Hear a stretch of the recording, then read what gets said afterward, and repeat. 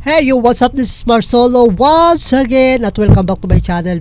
Pasensya na ako kayo aking mga subscriber, no? Medyo matagal tayo hindi gumagawa ng video na katulad dito, no? Kasi alam niyo naman may dahilan kung bakit ako hindi gumagawa ng mga ganitong video kasi marami na nangyari, di ba? Marami na nangyari sa buhay politika dito sa Pilipinas. Ito, nagkaroon na nga po ng SONA 2026, wala pa rin ako reaction. Pero ngayon po, ito, promise ko sa inyo gagawa na talaga tayo ng ano.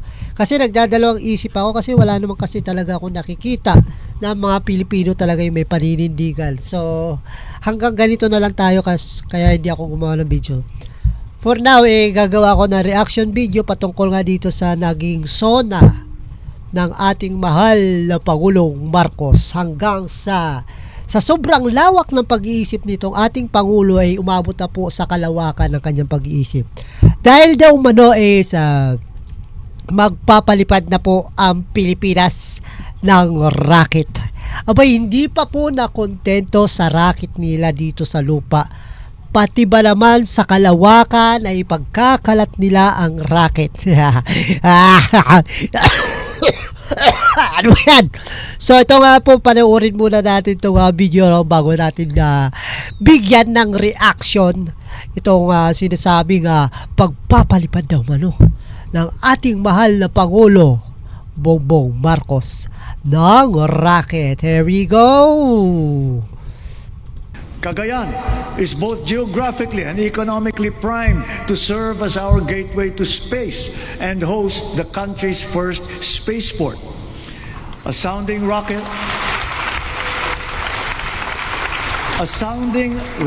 launch test is slated for next year.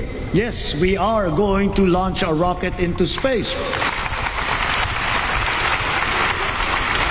So mga kaibigan daw, kung kayo po'y magbibigay ng reaction patungkol nga dito sa sonang naganap noong nakarang araw ito lang naman ang nakatawag sa akin ng pansin yung magpapalipad ng rocket. Ha? Bigyan natin reaction, kayo lang po mag-react doon sa comment section para natin naman mabasa natin lahat-lahat kung anong naging reaction nyo patungkol nga dito sa inunang pangmalawakang pag-iisip ng ating Pangulo. Sige. This we will do in partnership with a South Korean aerospace company.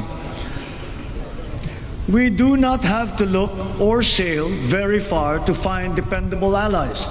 ASEAN is our safe harbor, within which we share not only mutual proximity but affinity. During our chairship of the ASEAN Summit this year, we advocated for greater solidarity and cooperation among ASEAN member states. Together, we found ways to alleviate the dire consequences of the war in the Middle East. Through a united ASEAN and its strong extended network, we have achieved greater security and resilience as a region and as individual nations, more capable of withstanding disruptive events. The ASEAN +3 emergency rice reserve system will guarantee emergency rice supply in case of shortage in our domestic production. The ASEAN Digital Economy Framework, led by the Philippines, will harmonize digital rules and enable cross-border digital transaction. It will accelerate the growth of our local tech sector, enable fintech and digital banking solutions, and support financial inclusion, especially for small enterprises. Likewise, the framework agreement on petroleum security for the joint stockpiling of energy assets in the region has been ratified. And now that our Luzon, Visayas, and Mindanao grids are fully connected, we are in a better position to connect with our neighbors to help realize the ASEAN power grid. Moved by our stark realizations, ASEAN must further strengthen the bonds of our regional cooperation.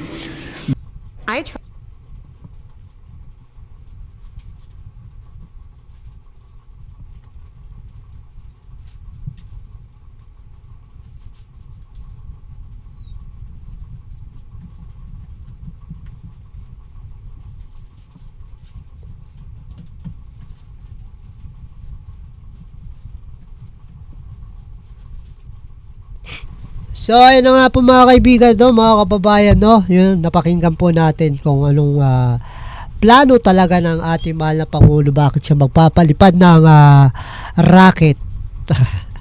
Rocket. So, eto nang masasabi natin, no, hindi naman masama ang magpalipad ng rocket. Ha? Hindi naman masama. Eka nga sabi nung tinanong si Claire Castro ng mga reporters, no, ano po ba ang pakinabang ng mga Pilipino kung bakit magpapalipad tayo ng rocket sa outer space? Sabi ito ni Claire Castro, ito lamang po ay pagpapakita na ang Pilipinas ay umaasenso. Grabe. Ano ba yan? Sus! Patay tayo diha. So, ayan po mga kaibigan, no? Sa sagot pong yan ni Claire Castro, no, hindi po maganda yung hindi po maganda pakinggan yung narinig natin kay Claire Castro, no? So, pagpapalipad daw ng rocket ay umaasenso na daw talaga ang Pilipinas. Kaya tayo magpapalipad ng rocket. So, dapat kung magpapalipad tayo ng rocket, tiyakin na muna ng gobyerno ng Pilipinas na walang taggutom. Hindi ka po sa pera, magandang infrastructure, maraming project, maraming trabaho. Bakit? Tila ba inuna pa itong technology? Hindi naman talaga masama ang technology, no? Bagkus nakakatulong nga ito sa mga tao para mapalago nilang kanilang kabuhayan. Tulad na lang internet, kung ano-ano pa. Pero, nandyan lang naman yan. Ang rocket, nandyan lang naman yan. Ang wala, yung trabaho, taggutom, puro na lang ayuda sa paligid. Ayan. So, yan po ang dapat nilang unahin. Ang trabaho ng Pilipinas, lumalalang krimen ng Pilipinas, hindi solusyonan. Lalo-lalo na to sa flood control scandal. Wala pa man lang tayo nakita na solusyon. Wala man lang tayo nakita na pagbabago sa flood control. Sa halip, dinidilit-dilit nila. Minsan, mababaon na lang talaga to sa limot, mga kababayan, mga kaibigan. No? Kaya ano po ba gusto natin? Magpalipad na rocket? Or kasi habang hindi tayo kumikilos, patuloy pa rin ng gobyernong ito na gagawin nila ang gusto nila. Hanggang sa mabaon na lang tayo sa utang, mabaon na lang tayo sa limot, lalo na ito flood control, pinapakita ng taong bayan, pinapakita natin na galit tayo, pero wala naman tayong ginagawa. So, yun lamang po, no, mga kaibigan, mga kababayan, sa pagbabalik ni Marsolo, patuloy po tayo maggagawa ng video na katulad dito. Sana po bahala Pangulo magising-gising ka na. Tapos may nabanggit pa siya doon sa zona niya na kinalulukot kong balita, malapit-lapit na pong makasuhan ng patong-patong na kaso ang ating dating speaker. Pero wala naman siyang nabanggit na kung sinong speaker dahil napakarami pong naging speaker ng Kamara, no? So, kung magkakataon man lang kung si Romualdez man lang yan, sana ito na ang sagot ng pagbagsak. Sana ito na si Romualdez ang maging sagot para malantad talaga ang usaping katiwalian, usaping kurakutan, usaping pandarabong sa kabadang bayan. Kasi hirap na po ang Pilipino, baha dito, baha doon, konting ulan lang, baha na. So, asan po dyan ang flood control kung mayroon man? Dating zona niya, pinagmalaki pa niya na 2,000 plus daw ang naging ginawa nilang flood control at may ginagawa pa. So, ngayon, konting baha lang, parang ano lang parang tawag nito? Wisik lang ng ulan, baha agad. So, tayo po ba mga kababayan, kayo na humusga po sa ating Pangulo na alam naman natin na hinusgahan na siya ng rating niya. Pero, rating lang yan. Pero, mas maganda pa rin tayong mga Pilipino ang husga.